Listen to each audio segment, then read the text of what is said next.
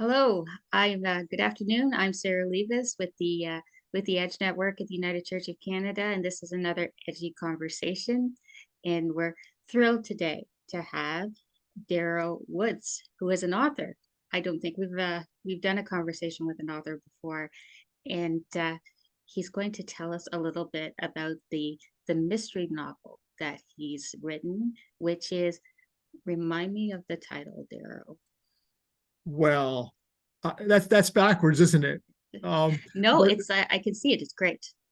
all right, because on my screen, I guess my face is backwards too. But it's called The Book of Answers, and it's a mystery novel that I wrote, set in Oakville, where I used to live, and it's set in a church that doesn't actually exist, but is based on a church building that is there. It's based on Walton Memorial in Oakville.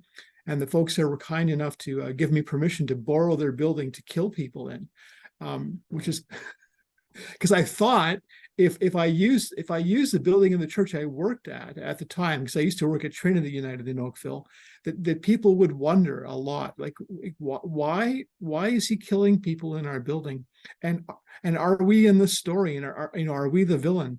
So I didn't want to do that. So yeah, I got permission to use another church building. Yeah. I've run into that as a writer. People have said to me, "Be careful what you say about her. So be careful what you say. She'll put you in one of her books." Um, Well, but you got permission. That's wonderful.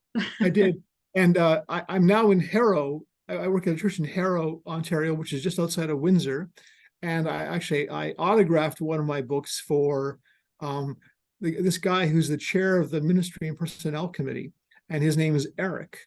And there's a character in the novel that's named Eric. So my inscription says, "Don't worry, Eric. This isn't about you. You're actually not in the book."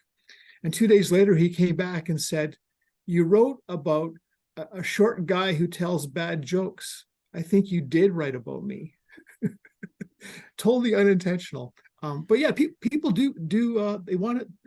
I think they want to be in the book, and they don't want to be in the book at the same time. Yeah. So what inspired you to write a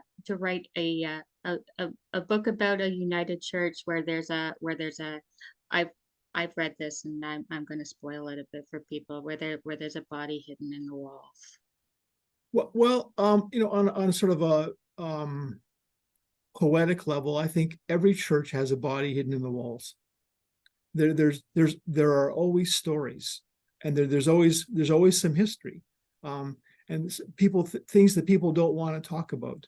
And the longer I've been in ministry, in the different places I've been in ministry, there's always something that was a hard time in the church's history. It's usually not literally a body in the wall, but there's usually some kind of hard time they've been through. One of the underlying themes in the book is the generational effect that can happen in a congregation when a minister has crossed the line, has misused their position, misused their authority in ways that cause damage. I won't say much more about that because I don't want to spoil the book for people either. But unfortunately, a lot of churches have stories like that about things that should not have happened, people that did things they should not have done, and the trauma of that can carry on for generations. So yeah, that's why there's literally a body in the wall in this church. The bigger question maybe about why I would write a mystery. I had this idea years ago that writing a mystery about the mystery of life would be fun. I read a lot of mystery stories, a lot of crime novels, and I'm usually not all that interested in the actual deed that happened, the murder that needs to be solved, or the criminal that's being chased down. I'm actually way more interested in the process, and usually in the thinking of the person who's in the role of detective. And if they're an interesting person, and if they have an interesting point of view, I'll stay with them, and I'll read multiple books in a series if I like the person who's doing the hunt. I get interested in their quest, and if their character develops, that's that's even more fun. So I thought, well, I like these books. Maybe I should try to write one, and it can be a way to talk about some of the things that matter to me. I don't know how many people who watch this are clergy types, but we spend a lot of time, at least we did before COVID, we spend a lot of time in other people's houses. And if you go to somebody's house for coffee or get invited over for a meal, you see what's on their coffee table, or you see what's on what books are on the shelves in their home. And surprisingly, very few of our church folks have books of theology on their shelves. And usually not books of sermons by their favorite minister either. But what do they have on their shelves? They have romance books. They have historical fiction. They have science fiction. They have mystery novels, because that's what people actually read. So I thought, if I want to write something that talks about things I care about, and the quest for meaning, and ways to find hope in life, even when life is difficult, I can write sermons. I do that all the time, and no one's ever going to read them, because no one reads sermons. And most people don't actually read theology, but they read mystery novels. They read romance novels. They read vampire love stories. They read narratives that are interesting to them. And then we can use a narrative like a vehicle to carry some things and take people to a place that they'll have fun. They'll have fun on the journey, and they'll hear and get to think about some things along the way. So that's why I wrote a mystery. That is a great answer. And the book certainly is, it's fun, and it's thought-provoking, and it's yes, indeed. I also tried, and people can tell me what they think. I tried to be fairly honest, but also sympathetic to what it's like to hang around a church, like what it's like day to day in a church building with the folks who are involved in keeping it going, which is getting harder and harder these days to keep a church going. What do they worry about? What do they think about? What have they been through? So I created a fictional board of the people who run the church, and they're all kind of based on aspects of people I've known over the years, the good and the bad qualities, and watching this microcosm of a church community figuring out how to get along when literally a body falls out of the wall. I can't imagine much worse scenario for a church board to be in, but seeing how they react, and they're still human, and they still, some of them like each other, some of them don't like each other. They have history, and that all comes out. And I couldn't help but do that in a sympathetic way, because I actually like church people and spend a lot of time with them. Yes, there's a lot of very well-drawn characters in this book, for sure. And I think people will recognize some of them. Yes, absolutely. Yeah. Did you have a good sense of what the book was going to be about when you went in, or were you kind of just writing along as you did it develop as you went along? Well, anyone who's tried to write a short story or to write a novel, they probably will come across there's two basic approaches to how you write a story. And there are folks who plot it out all very carefully, and they know where they start, they know where they want to end up, and they figure out the arc of things that's going to happen through the middle to get everybody where they want to go. There are also people who write by the seats of their pants. So there's plotters and pantsers. And I think that, honestly, I'm a bit of both, because I needed to have an idea of where I was headed.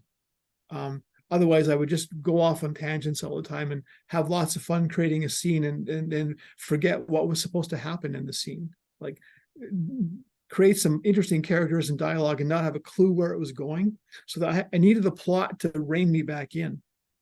But then an interesting thing that tends to happen for me, at least, is as I'm creating a character, or I'm filling it up more out, or it's moving from my imagination onto the page. The characters don't always want to do what I thought they were going to do, or they turn out to be different people than I had in mind. And that's kind of fun. And I think there's a kind of an unconscious, subconscious process going on where the story already knows itself. And somehow the writer's job is to let that emerge. And the only analogy I have for that, or maybe just a similarity, is when you have dreams. Something inside of us is writing, directing, and acting in dreams that we have at night, and there'll be a story, and we're not really in control of that. Although at least I'm not. And the same dreams can come up over and over again.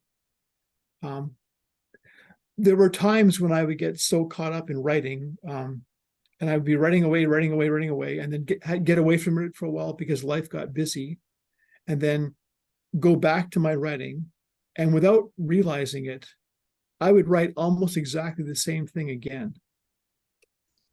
And then, find an earlier version, go, oh, I guess this is what it's supposed to be because I've now written this twice. So the characters kind of have their own life. And the fun thing about that is they can take you someplace. The frustrating part can be when you thought you knew where you were going and they have a different idea. So that's a long answer to a short question. So it's a mixture, right? It's plotting, but also trying to give some space to see what's going to happen. Yes, that's a very good description of the kind of the idea process and the creative process is just staying open to possibilities, for sure. How did your clergy friends react when you told them that you were writing a novel, a mystery novel?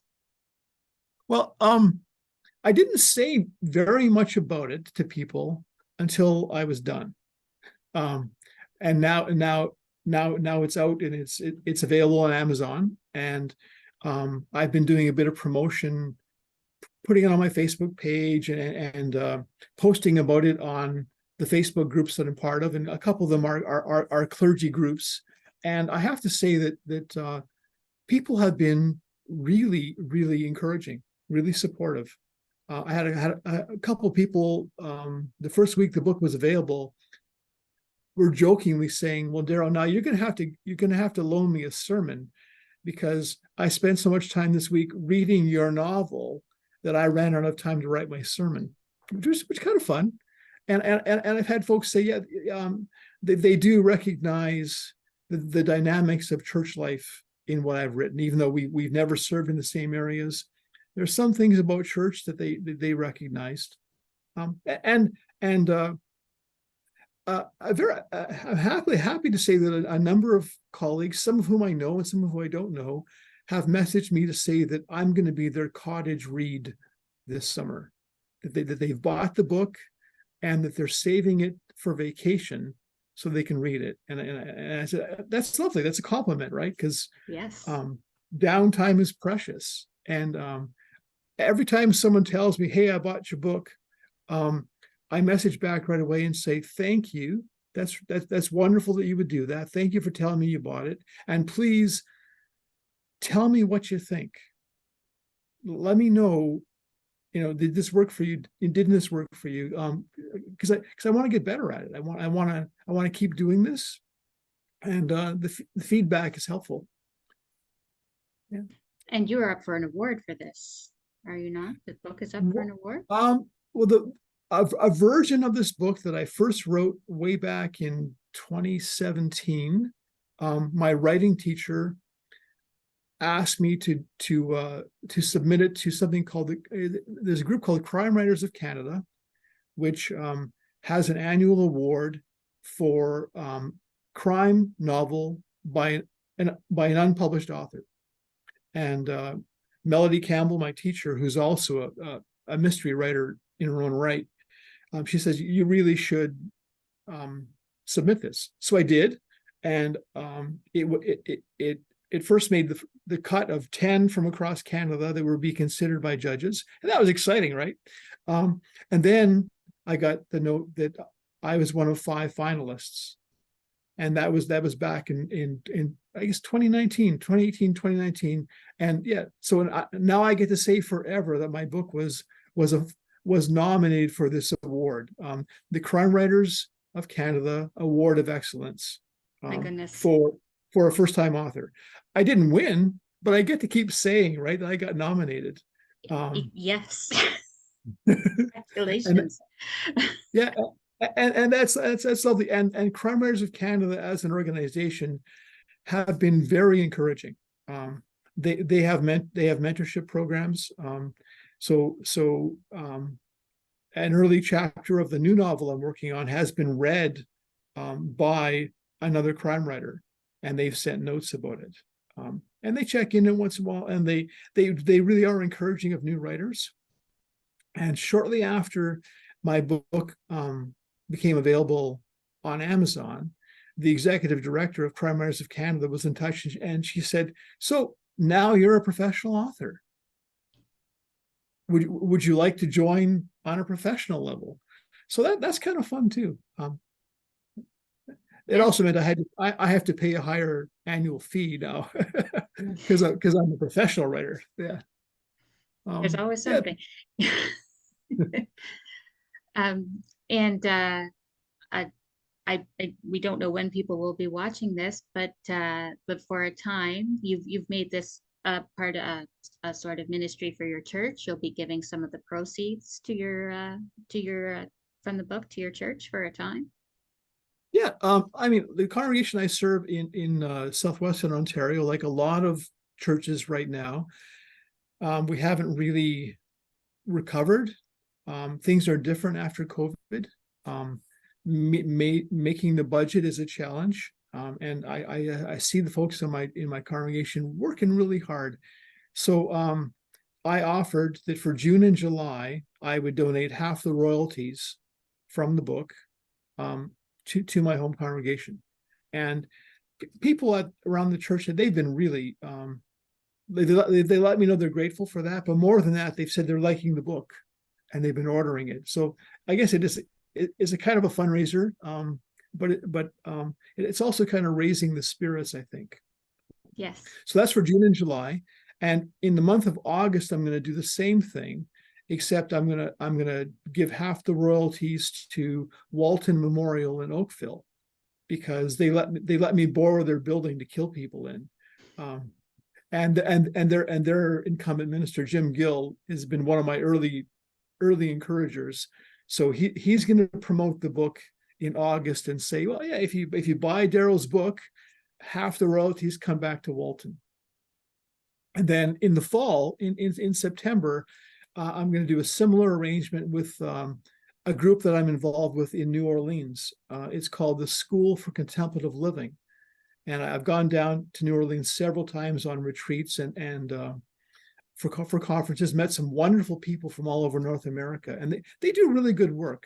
So I've been in touch with their executive director and made the same offer. Can I offer you half the royalties on sales in September? So I'll be going online for a couple of their events just to say, this is the book, this is what I did, and this is a way of giving back.